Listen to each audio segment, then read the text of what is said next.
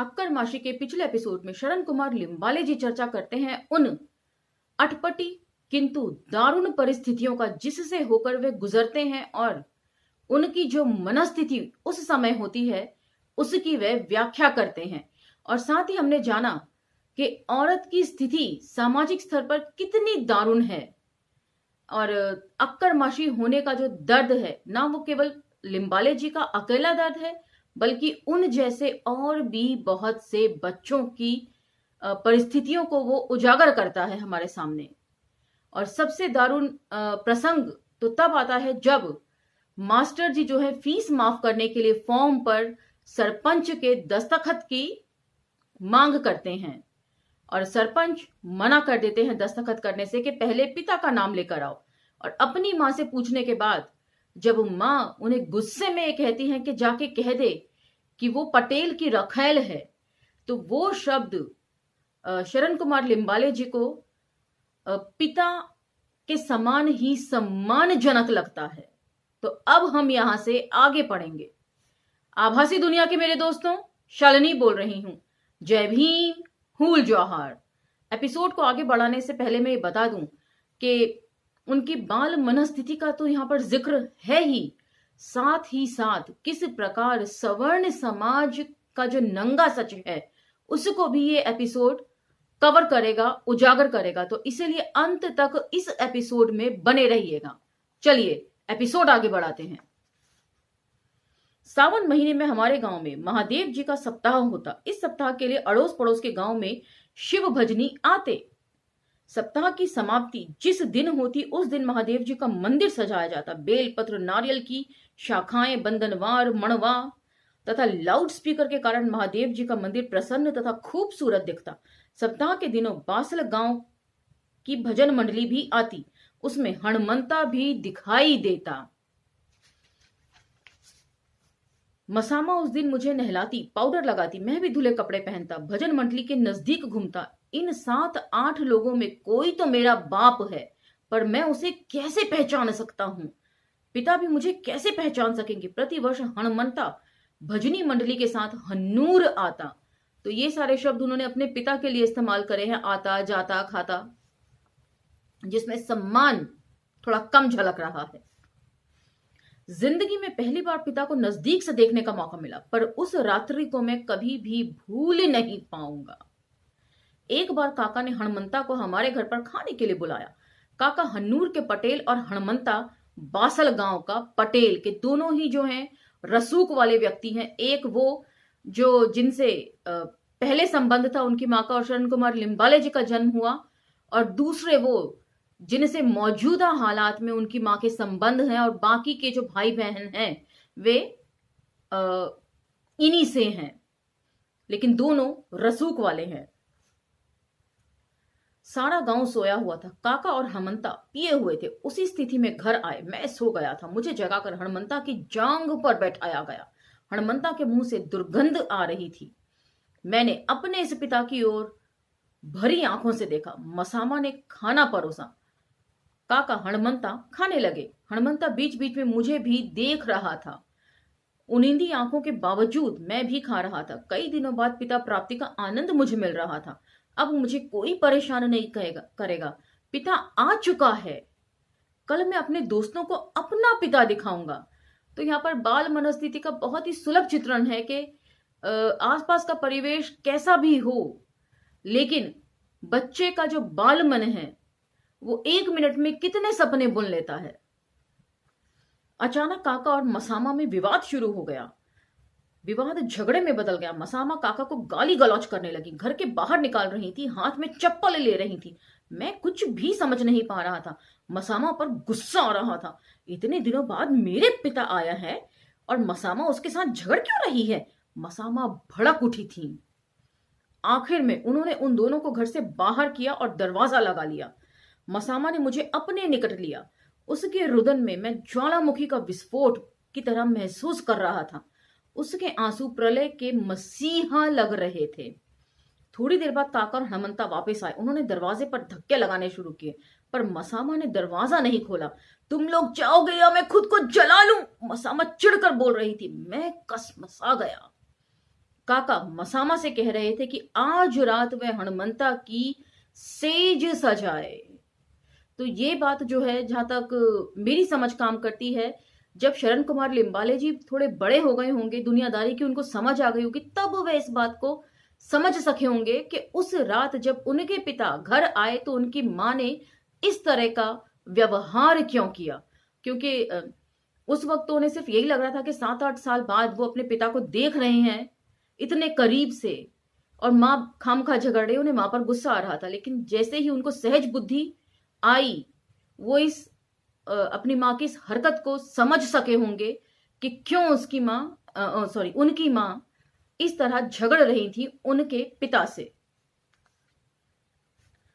सावन के महीने में ही विट्ठल तथा महादेव के मंदिर में रोज पोथी पढ़ी जाती थी। सारा गांव पोथी सुनने इकट्ठा होता। मेरे मन में क्या आएगा पता नहीं चलता था। उस दिन मैं, मलैया तथा चंदिया नीचे विट्ठल मंदिर में घुस गए। हमने भगवान के पैर छुए घर आए।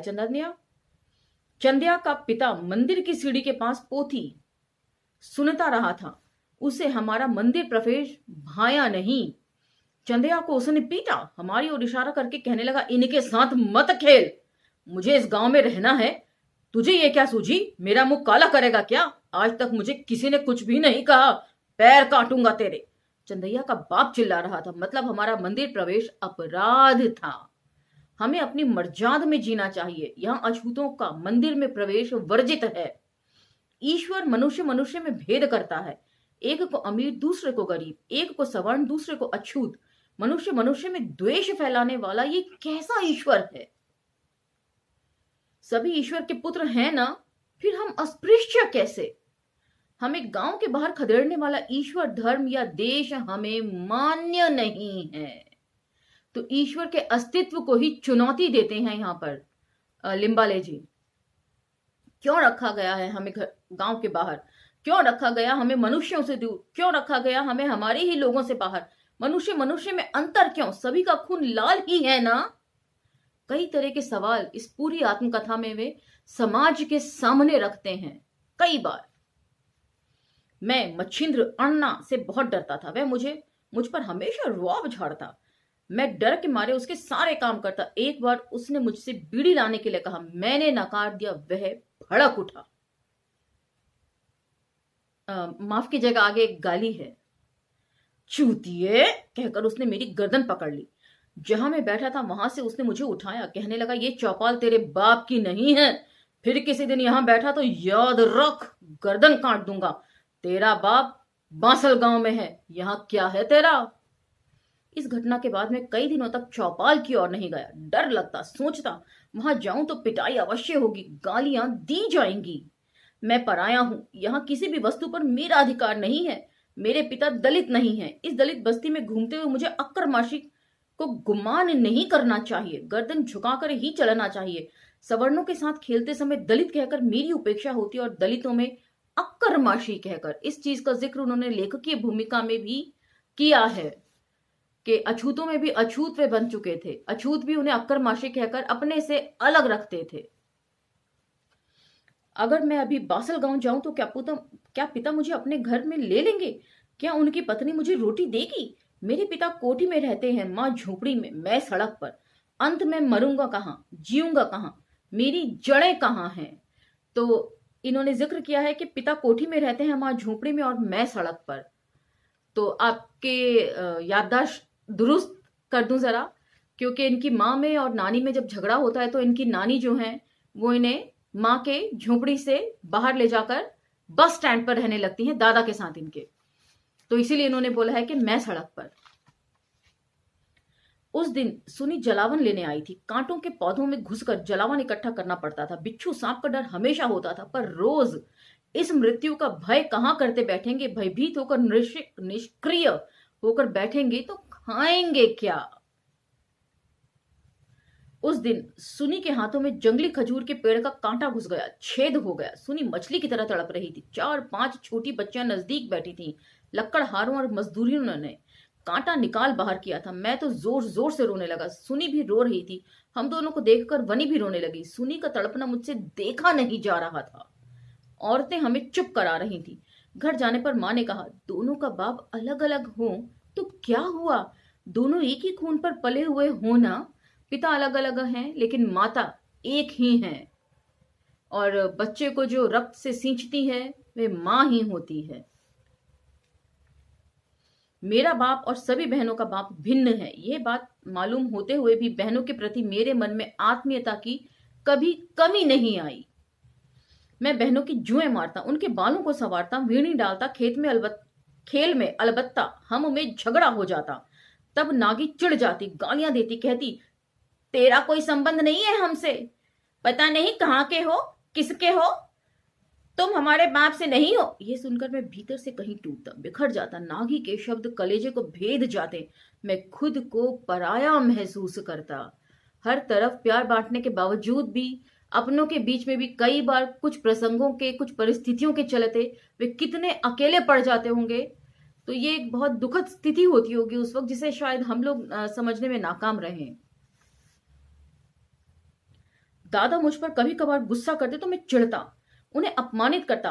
तू मुसलमान है, मेरा बाप नहीं है, तू मुझे मार नहीं सकता। ऊपर उठा दादा का हाथ नीचे जाता, मैं कैक्टस की तरह फूलता। दादा पर भी चिढ़ता। काका मुझे पीटते तब मैं उन्हें गालियां देता। पटेल, मेरा तुम्हारा कोई संबंध नहीं है, तुम मुझ पर हाथ नहीं उठा सकते। नफरत होती। कभी कोई पीटे तो मैं घर के बाहर भाग जाता। ऐसे समय मुझे बासल गांव की याद आती। तो हर जगह अपना वजूद तलाश करते हुए वे भटक रहे हैं। ऐसी जिंदगी सचमुच बहुत दारुण रही होगी उनकी। बासल गांव मेरे बाप का गांव, मेरी पितृभूमि। कैसा होगा वह गांव, कैसे होंगे वहां के लोग, मेरे रिश्तेदार कैसे होंगे, मेरा घर कैसा होगा, मेरी खेती कैसी होगी, मेरे भाई कैसे होंगे। क्या मैं खोजने को निकलूं अपनी जड़ों को? कितने दिन लगेंगे वहां पहुंचने में? पहचान पाएंगे मुझे मेरे पिता? बासल गांव के प्रति मेरे मन में हमेशा जिज्ञासा होती। कभी कभार उस ओर निकलता भी, पर डर लगता, यह सोचकर कि अगर वहां पहुंचा तो शायद मेरा खून कर देंगे। मैं वापस लौटता। गौरैया का नन्हा सा बच्चा जब पहली बार घोंसले के बाहर निकल आता है, तब उसे अगर आदमी का स्पर्श हो जाए तो गौरैया उसे अपने घोंसले में प्रवेश नहीं देती। उसके सिर पर चोंच मारती है, उसकी बुरी हालत हो जाती है। मैं वहां गया तो मेरी स्थिति भी वैसी ही हो जाएगी, दुर्गति कर दी जाएगी। परिणामतः मुझे वहां से लौटना पड़ेगा। मैं दलित स्त्री के गर्भ से आया, कैसे लेंगे वे मुझे अपने घर में? यहां लौट आऊंगा तो काका, माँ, दादा गौरैया की तरह व्यवहार करेंगे।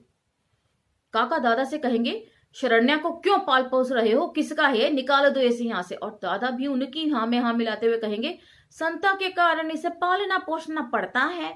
घोंसला टूट जाने के बाद पक्षी जैसे शोरगुल मचाते हैं, उसी तरह मैं भी व्याकुल हो जाऊंगा। तो कई तरह की इनके मस्तिष्क में विचार उत्पन्न हो रहे हैं कि माँ और काका, काका तो इनके अपने पिता नहीं है लेकिन इनके माँ के साथ उनके संबंध हैं, वे उनको निकाल देंगे। और जो दादा हैं मुसलमान हैं और उनके संबंध उनकी नानी से हैं, वे भी उन्हें निकाल देंगे कि नानी के चलते इसको, नाती को बर्दाश्त करना पड़ रहा है। तो कई तरह के विचार और उथल पुथल उनके मस्तिष्क में चलती होगी उस वक्त। किन्हीं के पास जाकर मैं अपना दुख व्यक्त करूं? कौन मुझे अपनाएगा? मां नकार रही है, पिता नकार रहे हैं। क्यों नहीं मां ने उस बीज का गर्भपात करा दिया? क्यों नहीं मार दिया मुझे तुरंत जन्म देने के बाद? क्यों जिलाया मुझे इस दुनिया में? जाति बिरादरी के परे जाकर जन्म ले चुके मेरे जैसे को अपमानित क्यों किया जा रहा है? कौन सा अपराध किया है हमने, मुझ जैसों ने? माता पिता की सजा हमें क्यों दी जा रही है? सही बात है, बच्चा यदि बच्चे के अपने वश में हो कि कहां जन्म लेना है तो शायद कोई अक्करमाशी बन के पैदा ना हो। माता पिता ने जो किया उसकी सजा बच्चों को देना यूं तो गलत है, लेकिन समाज में शायद अक्करमाशी पढ़ने से पहले या अपने समाज को जानने से पहले हम में से बहुतों की यही मानसिकता रही होगी। और जब मसामा की ओर देखता हूं, गुस्सा और भी बढ़ता है। क्यों किया था उसने उस वक्त व्यभिचार? इस व्यभिचारी स्त्री के बिस्तर के पास मुझे नहीं जाना चाहिए। पर मसामा या संता माई की ओर देखता हूं तो छटपटाता हूं। मसामा अकेली नहीं है, संता माई अकेली नहीं है। उन्होंने खुद को बेचा है किसी और की खुशी के लिए। रोटी के लिए मजबूर होकर उन्होंने खुद को नहीं बेचा था। रोटी के लिए थोड़े ही कोई जीता है। रोटी के पीछे भी एक विराट दुनिया होती है। रोटी के पीछे एक जीवन होता है। गांव के बाहर की बस्ती के जीवन में वह जीवन कभी नहीं आया। एक साथ बहुत सारी चीजों को यहाँ पर रखते हैं, बहुत सारे सवालों के जवाब वे तलाश करने की कोशिश करते हैं। तो इन सब चीजों को मथने के बाद शरण कुमार लिम्बाले जी का व्यक्तित्व निखर कर आया होगा, ऐसा मैं उम्मीद करती हूँ। रोटी भी सवर्णों के हाथों में थी और इस बस्ती की इज्जत भी। एक हाथ से उन्होंने इस बस्ती की भूख को मिटाया तो दूसरे हाथ से इसको भोगा। सवर्णों के दोनों हाथों के बीच कसमसाती मसामा को मैं देख नहीं पाता। वे पहले ही लेखक की भूमिका में इस बात का जिक्र कर चुके हैं कि जैसे जैसे उनकी शिक्षा आगे बढ़ती गई, उन्हें संज्ञान होता गया रिश्तों का और अहमियत समझ में आने लगी, समाज क्या है ये समझ में आने लगा, वैसे वैसे उनके मन से ये संताप भी दूर होता गया कि उनकी माँ ने किसी प्रकार का व्यभिचार किया है। उन्हें समझ में आने लगा कि माँ के आगे क्या परिस्थितियां थी और कितनी मजबूर रही होंगी उनकी माँ। लेकिन यहाँ पर बाल्य अवस्था का जब जिक्र उन्होंने किया है तो उन्होंने उस मानसिकता को सामने रखा है जो उस वक्त उनकी रही होगी। एक बार फिर कहूंगी कि बेहद ईमानदारी से अपनी हर बात को उन्होंने सामने रखा है। सवर्णों के दोनों हाथों के बीच कसमसाती मसामा को मैं देख नहीं पाता। सीता को अशोक वन से छुड़ाया गया, पर मेरी मां का छुटकारा कौन करेगा? पटेल की रखेल कहलाते कहलाते वे पटेल के खेत में क्षण क्षण रीतते हुए मर जाएगी, पर हाँ, बच्चों का क्या होगा? नागी, निर्मी, वनी, सुमी, पमी, इनके साथ शादी कौन करेगा? मैं तो पुरुष हूं, किसी रखेल के साथ जी लूंगा, पर इन बहनों का क्या होगा? क्या इनके विवाह होंगे? मनुष्य की बस्ती में क्या हमें स्वीकार किया जाएगा? हमारी मौत पर क्या दलित स्त्री इकट्ठी होंगी? क्या बहनें ऐसे ही सड़ जाएंगी? सड़ जाएंगी से मतलब शायद उनका ये होगा कि माँ और नानी जैसा जीवन ही व्यतीत करते करते ये भी मर जाएंगी। कहा जाता है कि स्त्री पति को लेकर तथा हर पुरुष पत्नी को लेकर ही जन्म लेते हैं। हम कहते हैं ना कि रिश्ते तो संजोग से बनते हैं, और डायलॉग भी है डीडीएलजे में, कहीं किसी राज के लिए कोई सिमरन होगी ही। फिर कहां है इनके पति? ये भी ऐसे ही बलि दी जाएंगी मां की तरह। भाई बहन का नाता ना होता तो मैं ही इनमें से किसी एक के साथ विवाह कर उसे सुखी करता। तो यहां पर अपनी बहनों के लिए उनका जो असीम प्रेम है वो उभर कर सामने आता है कि अपनी बहनों का उद्धार करना चाहते हैं, लेकिन भाई बहन के बेशक सौतेला ही सही, रिश्ते सौतेले नहीं होते। उन रिश्तों में पनपने वाली समझ और सोच से रिश्तों की पवित्रता आंकनी चाहिए, जो यहां पर हमें साफ उजागर हो रही है कि अपनी बहनों के उद्धार के लिए वे पूरा कसमसा रहे हैं, लेकिन उद्धार नहीं कर सकते क्योंकि रिश्ता आड़े आता है। मां का स्नेह मुझे मिल नहीं पाया। मेरी वे पूर्ण मां है ही नहीं, वे आधी मां है तथा आधी पटेल की बाई है। पटेल की मर्जी उसे संभालनी पड़ती है, उसका वात्सल्य मेरे लिए उमड़ घुमड़ कर आता है, पर उसके हाथ पटेल के हाथों में गुंथे रहते हैं। मेरी मां मुझसे छिन गई। इस पूरे चक्रव्यूह से गुजरते हुए वह जब मेरे सर पर या पीठ पर हाथ फेरती है तो वह स्पर्श मुझे जीवनदायी लगता है। मेरी मां को मुझसे किसने छीना? उसका वात्सल्य मेरे लिए बांझ क्यों बन गया? पेट की आग बुझाने के लिए हम लोग नदी नालों के किनारे घूमते, केकड़े और मछलियों को पकड़ते, मधुमक्खियों के छत्ते निकालते, बगुलों को पकड़ते, खरगोशों का शिकार करते, गोह निकालते, गिलौल से चीलों को गिराते, गिलहरियां भून कर खाते, वीर देव के बाग में जाकर खेलते, मूंगफलियों की चोरी करते, चोरी की हुई मूंगफलियां बेचते, बालरना के कुएं में तैरते, मशा, मैं, परस्या इन कामों में लग जाते। मजा आता। जंगली खजूर का जवान पेड़ काटते पेट के लिए, ये किसानों से डरते भी थे। मशा जब इन पेड़ों को काटना शुरू करता तो मैं और परस्या निगरानी रखते। मशा जब कुल्हाड़ी चलाते चलाते थक जाता तो वह काम परस्या जारी रखता। परस्या के बाद मैं, यह क्रम चलता रहता। फिर तीनों मिलकर पेड़ को हिलाते, खींचते, हाथ में कांटे चुभते, हथेलियों में छाले पड़ जाते, आखिर में पेड़ काट ही देते, उसे साफ करते, उसे कंधे पर उठाए मशा निकलता, मैं उसके पीछे और मेरे पीछे परस्या। पुजारी के खेत के निकट जामुन का पेड़ है, उसके नीचे आकर हम पेड़ को चीरते, उसके भीतर का हिस्सा नारियल की तरह सफेद होता, खाने के लिए बेहतरीन, खूब खाते। इसी जामुन के पेड़ के नीचे सुअरों को भी भून कर खाते। प्रहलाद बाप तथा बड़ार भीमशा भागीदारी में सुअर पालते थे। गांव की सीमा पर गांव के स्त्री पुरुष शौच करते, सुअर उसे खाकर जीते। इतने सुअर हो गए थे कि लोगों को ठीक से हगने भी नहीं देते थे, बैठते ही पीछे खड़े हो जाते। बिन बिनाती मक्खियां और सुअरों से लोग परेशान हो जाते। निंगा सुअर का सूखा मैला इकट्ठा करता और प्रहलाद सुअर की चर्बी का घी बेचता। मेरे लिए प्रसंग पढ़ना काफी मुश्किल हो रहा है क्योंकि मैं काफी सफाई पसंद हूं, लेकिन मैं समझ सकती हूं कि हर एक के नसीब में इस तरह का जीवन नहीं आता।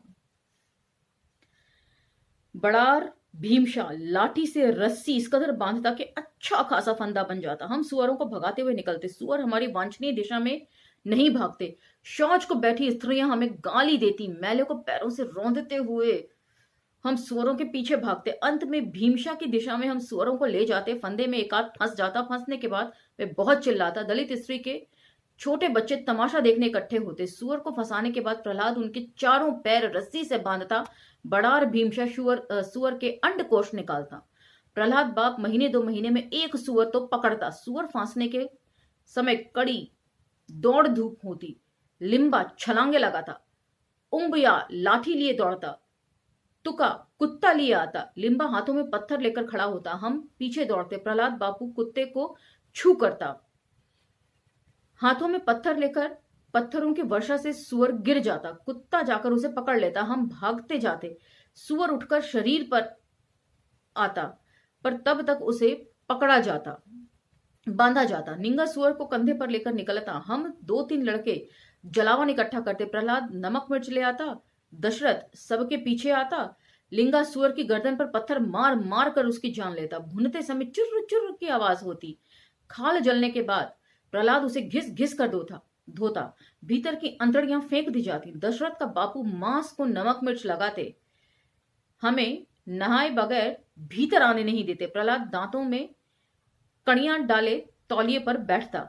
मैला खाने वाले सुअर, डर के मारे भागने वाले सुअर, घायल होकर गिरने वाले सुअर, प्रतिकार करते सुअर, पैर टूटने से मरकर गिरे हुए सुअर, भुने हुए सुअर, लपलपाती ज्वालाओं में उन्हें भूनते समय उनकी बाहर निकल आई आंखें और मैं। तब मुझे चेहरा, दांत, पेट, अतड़ियां, खून सब कुछ गंदे लगते। प्रहलाद मुझे बीड़ियां लाने भेजता। अगली बार सुअर खाने के लिए मिलेगा इस आशा से मैं चुपचाप उसके आदेशों का पालन करता था। प्रहलाद गर्भवती सुअरी का बहुत ख्याल करता। घर के पीछे उसके लिए टट्टी बनाता। सुअरी जब पिल्ले जनती है तो वह अपने ही पिल्ले को खाती है। तब मुझे देवकी की याद आती। मसामा कहती, मैंने तुम्हें मारा नहीं, जिलाया है। और तब वह देवकी की कहानी कहती। देवकी अकेली थी। रामप्पा के बाग में काम करती थी। शादी नहीं हुई थी। दरिद्र अवस्था। अन्य स्त्रियों के वह गर्भ गिराती। संकटग्रस्त औरतें देवकी के यहां आती। देवकी गर्भ फेंकती। इज्जत जिंदगी से बड़ी होती है। तो यहां पर मैं एक खास फिल्म का जिक्र करना चाहूंगी। फिल्म का नाम है दीक्षा। नाना पाटेकर स्टारर है, जिसमें नाना पाटेकर अछूत के रोल में आपको दिखेंगे। उस फिल्म को देखा जा सकता है। उसमें इस तरह की सच्चाई दिखाई गई है कि किस प्रकार औरतों के अनचाहे गर्भ को गिराया जाता है। जिस ब्राह्मण के यहाँ वे काम करते थे, नाना पाटेकर को काम करते हुए दिखाया गया है। उनकी जो बाल विधवा बेटी होती है, उसका उनके घर आने जाने वाले किसी व्यक्ति से नाजायज ताल्लुकात हो जाते हैं, तब उसका गर्भ गिराने के लिए एक स्त्री के पास भेजा जाता है। तो वहां पर नाना पाटेकर जो है बहुत कोसते हैं उस ब्राह्मण को कि अपनी बेटी के साथ किस तरह का दुर्व्यवहार किया जा रहा है। इससे तो अच्छा उनकी शादी कर दी जाती उसी व्यक्ति से। तो काफी अच्छी फिल्म है। एक सामाजिक पक्ष को उठाती है अलग तरीके के। और ये जो प्रसंग है, सेम इसी प्रसंग को लेकर अमूमन बनी हुई है कि किस प्रकार गंदगी होती है सवर्णों के, खासकर ब्राह्मणों के घरों में। गर्भवती स्त्री को वह पेट के बल सुलाती। उसकी कमर पर खड़ी होकर धीरे धीरे रौंदती। कुछ विशेष वनस्पतियां खाने के लिए देती। उसके जो क्लाइमेक्स सीन है उसमें इसी तरह का सब कुछ दिखाया गया है जैसा वर्णन इस प्रसंग में हो रहा है। एक बार स्थिति यह हुई कि देवकी को ही गर्भ रह गया। तड़के में बच्चा हुआ। सवेरे होने से पूर्व ही उसने उस बच्चे को घूरे में गाड़ दिया। अपने ही पिल्ले को खाने वाली सुअरी और देवकी में अंतर ही क्या था। देवकी के पास गांव की धानव्वा अक्सर आती। धानव्वा देवप्पा की जवान लड़की। धानव्वा का पति पिछले वर्ष बिजली गिरने से गुजर गया। धानव्वा पिता के घर ही रहती। पिता बहुत विचित्र व्यक्ति थे। धानव्वा को गर्भ रह गया और देवकी के यहाँ चक्कर काटने लगी। तो ये भी जो है विधवा स्त्री है जो अपने पिता के घर रह रही है। अब आगे जिक्र सुनिए। धानव्वा देवप्पा की बड़ी लड़की। अब उसका पुनर्विवाह होना मुश्किल ही था, क्योंकि छोटी ही अवस्था में लड़कियों के विवाह कर दिए जाते थे और ये थोड़ी शायद बड़ी अवस्था में है या गर्भ ठहर गया है, इस वजह से अब शादी नहीं हो सकती है। उसे पिता से ही गर्भ रह गया। धानव्वा देवकी के हाथ पैर जोड़ती। अधिक दिन बीत गए थे। देवप्पा बेशर्मी से कह रहा था कि पेड़ लगाया फल क्यों ना खाऊं। तो ये है सवर्ण समाज का नंगा सच। ये कितना नंगा हो सकता है, ये इसी प्रसंग से पता चल रहा है कि अपनी ही पुत्री को वे फल देने वाला वृक्ष से कंपेयर कर रहे हैं कि जब इतना उम्दा वृक्ष लगाया है तो उसके फल चखने में क्या बुराई है। घिन आती है किस समाज में हम लोग रहते हैं। पिता पुत्री, पेड़ फल, बीज धारणा। धानव्वा को अपनी झोपड़ी से गुजरते हुए मैं रोज देखता। कभी कभार वह मसामा के पास आकर बैठती, रोती। तो आज का यह एपिसोड हम यहीं समाप्त करते हैं। इसमें उठाए सामाजिक प्रश्नों को सोचिएगा जरूर, विचारिएगा जरूर, और आपके विचार में क्या चीजें आ रही हैं वो हमें कमेंट बॉक्स में जरूर बताइएगा। क्योंकि शरण कुमार लिम्बाले जी या अन्य आत्मकथा जो हमारे महापुरुषों ने लिखी हैं, उन्होंने बेहद ईमानदारी बरती है अपने जीवन को आपके सामने प्रस्तुत करने के लिए। अब आप भी ईमानदारी से अपने विचार जो है कमेंट बॉक्स में हमें जरूर लिखिएगा। सहमति असहमति होने के बावजूद भी, सहमति असहमति होना ये तो एक स्वाभाविक सा व्यवहार है, उसके आगे भी एक साथ काम करने की ललक बनी रहे, यही काफी है। तो इसी के साथ ये एपिसोड समाप्त होता है। अगले एपिसोड में आपसे फिर भेंट होगी। तब तक धन्यवाद।